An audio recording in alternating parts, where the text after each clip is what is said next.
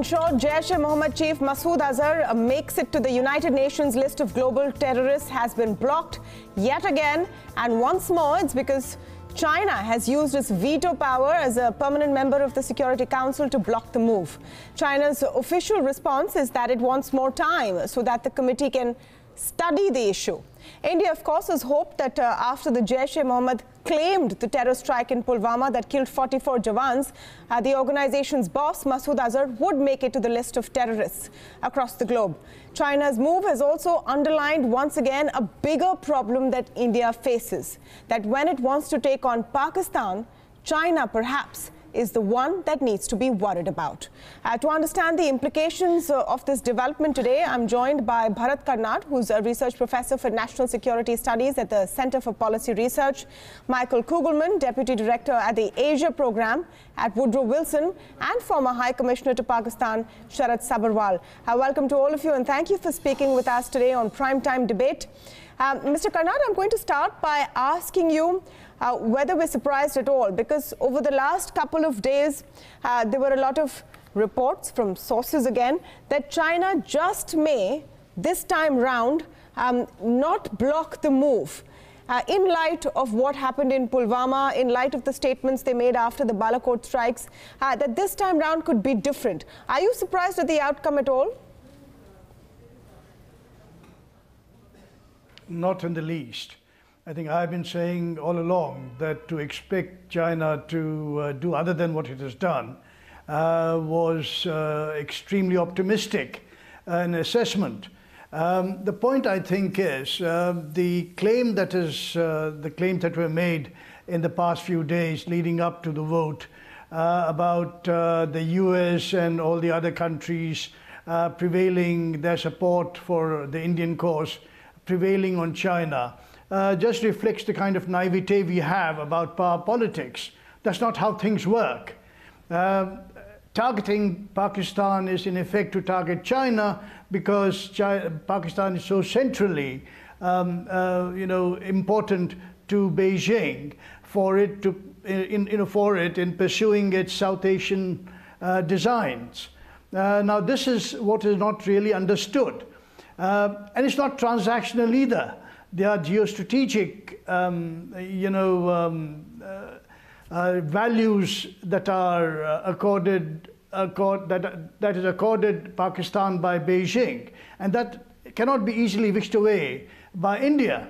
Now, we don't have any leverage with China except those that we don't want to exercise, and we haven't done so. I'm astonished that despite all the provocations over the years, and this kind of veto is just one of them, the Indian government seems time and again to hold back, to not respond in kind, to not go in for tit-for-tat measures. And then we end up squawking that, oh, well, China has betrayed us again or let us down and so on. It never let on that it was going to be on India's side. Yeah. So why do we now feel somehow dissatisfied with what China has done? This is what I mean by the extreme naivete and gullibility, in fact, in the Indian government. And that's really at the cause, at the center of our problems.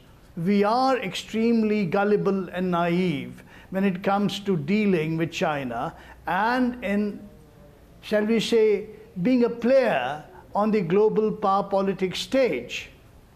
Is it really gullibility, or is it a lack of options? If not, what are the options? Those are some of the questions we'll explore later in the show, but let Michael Kugelman... No, yes, Mr. Karnad, if you want to respond to that quickly. Yeah.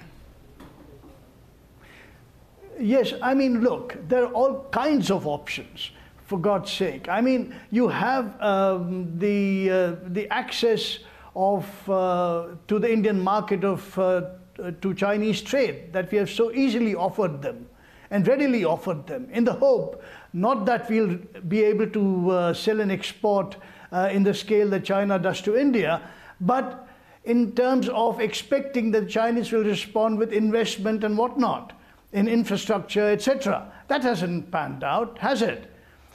We should begin using all kinds of methods that are available to us to stop the flow of Chinese goods into India? Why haven't you, for instance, done what all the other countries have done? No, I'm just going to pause you there, sir, because I want to come to what options India has in a little more detail, a little further down into the show. But let me just get opening comments first from all of our panelists and different perspectives on it now. Mr. Kugelman, you track Pakistan, and part of that, of course, is the deep relationship now with China. In fact, China often refers to Pakistan as its iron brother. Mr. Karnad pointed out that this is not merely transactional in nature. Put that into perspective so that we can understand that when India talks about dealing with Pakistan, is it really China that India has to worry about? Well, listen, I mean, there had been mounting pressure on China in this post-Pulwama environment to relent on this longstanding policy of blocking Azhar's designation. And, you know, China had also, as it builds out its Belt and Road Initiative, you know, it's had increased incentive to take a harder line, a stronger position on terrorism of all forms. And yet, despite those factors, the fact that it still did not relent and it stuck to the same policy that it's always had on the issue of the designation of Azhar, I mean, that suggests that it really is stubbornly wedded to Pakistan, and it simply wanted to signal its continued not alliance, but continued friendship, partnership with Pakistan. I think that's the bottom line here. And you know, it would have been a pretty low-cost move on China's part to actually step back and let the designation go ahead. It's not like Pakistan would have been unhappy. Pakistan needs China a lot more than China needs Pakistan. So there really would have been little to lose from Beijing's side to just step away and let this go, and it would have gotten some respect from the international community. It certainly would have gone down well in Washington. But the fact that China still didn't change its position, I mean, that suggests, as the previous panelist noted, that China is not going to be altered. It's not going to change its position, and that ultimately we should not be surprised that in the end it did just what it's always done. You know, Sharat, Sabharwal, that's a key point that Michael Kugelman makes, that it wouldn't have been that big a deal for China to step back at this point. It's not like Pakistan could say much about it. Is it a bigger message that China is sending India? Well, you know, given the depth of the relationship between China and Pakistan, the fact that the Chinese are now deeply invested in Pakistan through the China-Pakistan Economic Corridor, given the position taken by them in the past, it wasn't altogether surprising that they took this position this time also to put a technical hold. So I think that should be clear to us. It certainly conveys to us, first and foremost, the depth of this relationship, which has been growing over the years, which originated in their common animosity towards India and then has grown by leaps and bounds. And now it's a strategic relationship through this corridor. So that was to be expected. But let me also, to put things, keep things in perspective, let me say that it has been a symbolic loss, because the victory, had this move succeeded, would also have been largely symbolic. It wouldn't have made much of a difference, no difference at all, in my view, to the situation on the ground. Look at the number of groups operating out of Pakistan, terror groups, and the number of individuals that have been listed by this committee. And what is happening? They are collecting funds, they are operating bank accounts, they are traveling through the length and breadth of Pakistan to plan their moves, terror moves in the region. They are flushed with arms. It has made no difference whatsoever to that situation. Now, it has been important for us to secure the inclusion of all these individuals and groups on the list for whatever symbolic value and, you know, endorsement of the international community. But I think we should keep it at the back of our mind. I believe sometimes tend to think that we have expended too much of political capital on an issue and given China a sort of leverage and a feeling that it was giving or going to give us something very big in substantive terms. It would have been, as I said, a symbolic victory had we succeeded. And it is a symbolic loss. It is something which makes us very angry. It shows the insensitivity of China, but it's good to keep things in perspective. No, that's important. I mean, that's a point that would have been raised today either way. If China had for once not blocked this, it would have been a huge diplomatic victory, but symbolic in that sense. Hafiz Saeed is on this list. What big difference has it made? But that's a different question, really, and this is why I want to come back to you, Mr. Bharat Karnad, on the question of what we can do. Now, there's a lot of talk about how India can punish China economically, considering the huge amount of trade between the two nations. In fact, there's a trade deficit in China's favor. And the fact is, Chinese goods flood not just Indian markets, but across the world. Our smartphones, our television sets, a plethora of them. So when you say India can and should hit back, what exactly can we do? Well, look, most of the Chinese industry, as is well documented, is subsidized. When manufacturers and the manufacturing companies in China are given free power, free land, and free this and free that, free water, that's the kind of subsidy that's built into the Chinese costing structures. So what happens then? I mean, the point I think is there is a defense in even the WTO and the Doha round, etc., where you have a country that feels aggrieved with this kind of trade scheme that China pushes on other countries to hit back and say, no, we'll not allow the goods that are so subsidized to come to the country. We have all kinds of other means to do this. The other thing is Huawei. It's now monopolizing the Indian mobile telephony market. Now, why is that so? This despite many of us having said at the very beginning that Huawei is a PLA, virtually a PLA outfit, is financed by PLA. It does the PLA work. There are bugs in most Chinese Huawei devices, possibly, that can act as Trojan horses in a cyber war. So how come we did not stop the Huawei from coming into the market, having known its antecedents? So this is the kind of trap we fall into in trying to please countries that really do not but mean ill in every respect to India. We do this, I don't know for what reason. Did we really expect that President Xi Jinping will, just because he swings on a jhula in Gujarat, was suddenly going to befriend Modi and India and start diverting investment monies into India and do other things that India wants? It is going to push its interest to the in extremis. That's what it does. And it sticks by its interests. We don't. We think all vital interests, even vital national interests, are negotiable. That somehow we curry favor. I mean, what has China done in response to Modi's pleas to allow Indian IT companies to greater access to the Chinese market? Nothing. So this is the kind of stuff that we are stuck with, and we don't respond.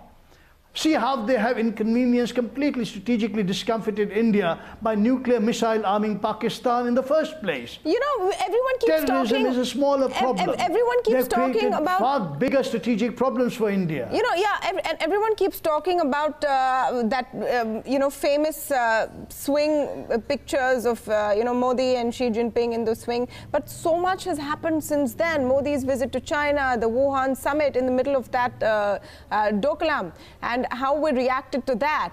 The fact is that if there was an economic backlash possible, it would have been done by now, and it was also attempted. India did attempt trade barriers. Nothing quite happened, did it, Mr. Karnad?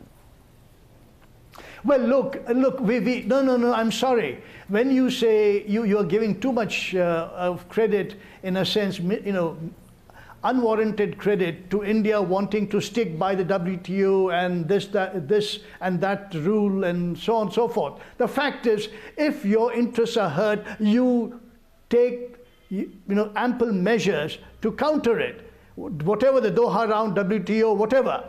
The Indian government seems wedded to the notions of multilateral treaties and agreements that end up not serving your interests. In that case, you act, no matter what happens. You don't, prevaricate and in any sense compromise with the national interest, which is what is at stake in dealing with China. This is not what, you cannot then say, well, this, that, and the other international multilateral agreement allows China to dump goods here in India. That's not the case. Why have the Chinese responded the way they have to the US? Because Trump has just slammed the door shut or has threatened to do so. And they have come online. Why don't we use access to the vast Indian market? Who else are the Chinese going to sell to? Nigeria or some other small country or big or small country in Africa or Latin America? India is the biggest market going after China. So it needs us, and yet we don't use the leverage, do we? We just succumb to whatever pressures China imposes on India. And then we end up looking like, like very weak-willed, a weak-willed government, a weak country led by a weak-willed government, and generally representing a weak people. Michael, what do you make of these options that Mr. Karnad, who has studied China policy carefully for decades actually, and he's made some of these observations. The huge market that India has. In fact, Trump's pressure on China is another factor that India can leverage in a sense. They clearly don't want another big market shutting down. Well, it's true, as mentioned, that India does have retaliatory options, largely in the economic sphere, that it could well pursue if it chooses to. But the question is, when you sort of step back for a second, is you always have to pick your battles, and is this a battle worth picking, right? I mean, as I completely agree with what was mentioned earlier, that China's latest move at the UN, it revolves around symbolic matters more than anything else. That Masood Azhar is an old and sick militant who may be dead very soon. There really would not have been a major impact on the ground had China relented and let him get designated. My thinking is I think India could take the opportunity at a moment when there's growing support for India and its position on Pakistan-based terrorism. Why not try to work more with the international community to focus on other areas, other forums, to try to bring more pressure to bear on JEM and Masood Azhar, instead of just focusing on the fact that China didn't do what India would have liked it to do. Why not focus on other options? I mean, India likes to be seen as a responsible rising power, which I think it is for the most part. So instead of focusing on the reactive sort of retaliatory type thing, why not focus on other opportunities with an international community that, again, in this post-Pulwama era is really, in my view at least, increasingly on India's side in a very fervent way. I mean, you just see some of the resolutions that have come out of the UN in recent days. There's just a lot coming out there that suggests that, other than China, of course, and maybe a few other holdouts, the world really is behind India on its desire to figure out a way to get Pakistan to deal more about this relentless challenge of Pakistan-based terrorism. So isolate Pakistan is already one strategy, isolate China as well, since there is this overwhelming support for India's move. Sharat, Sabharwal, how workable is that? And, Bharat, Karnad has spoken again and again about how this government has dealt with China. I want you to give your view about the diplomatic strategy vis-a-vis China and the Modi government as well.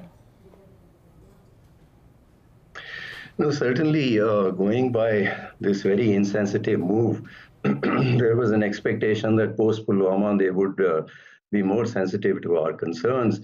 It tells you that even where our vital interests are involved, this terrorism has been a major problem for us. China hasn't walked the talk. They repeatedly say that they are against terrorism in all forms. And yet, again, they have put a technical hold. But we were discussing earlier, trade by itself is an issue. There is a valid issue there. It's largely in China's favor. Our attempts over the years to balance it a little bit have not succeeded. The prices at which they sell, that's an issue by itself. There is the larger question of the relationship. Has the Wuhan spirit worked? Maybe it has not worked. That's a separate issue altogether. And this hold put by China this time is a reminder of those problems that we have to deal with. But again, I would go back to, it's a symbolic step. If it had succeeded, it would have been symbolic. The loss is symbolic. Now, because of that, do we go into retaliatory modes in a much larger way? As I said, which may be necessary, some steps in the context of the larger relationship.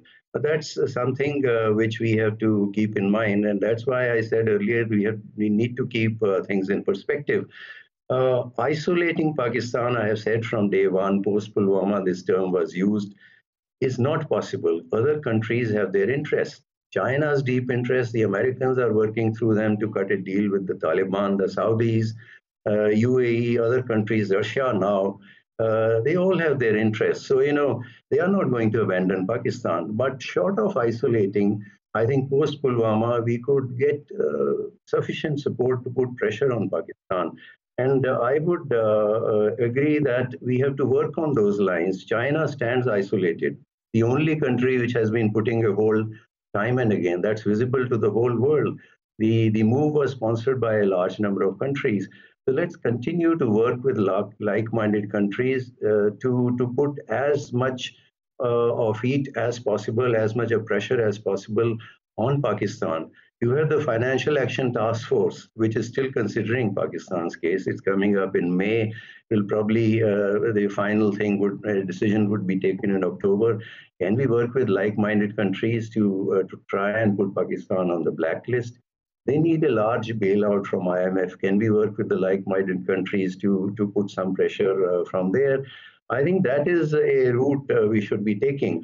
Other than that, look, China has its own concerns. It has concerns in Tibet. It has concerns in Xinjiang. There are symbolic moves. If they are not sensitive to your concerns, there are symbolic moves. I'm talking of symbolic moves, which you can make to convey a suitable signal to them. Yeah, I think that is the way to work. Find the pressure points. Find the pressure points and push on them. That's right. All right, we'll wait and see what responses come in from the government. The timing is again key. It is just a month away from the elections, a month odd away from the elections. National security has been a big issue, but then again, it's a different story when it's Pakistan. It's a different story when it's China. You have to figure out over time which really, at the end of it, is a tougher foe and a bigger threat. Thank you so much, Michael Kugelman, Sharat Sabharwal, and of course Bharat Karnad for joining us today on Primetime Debate.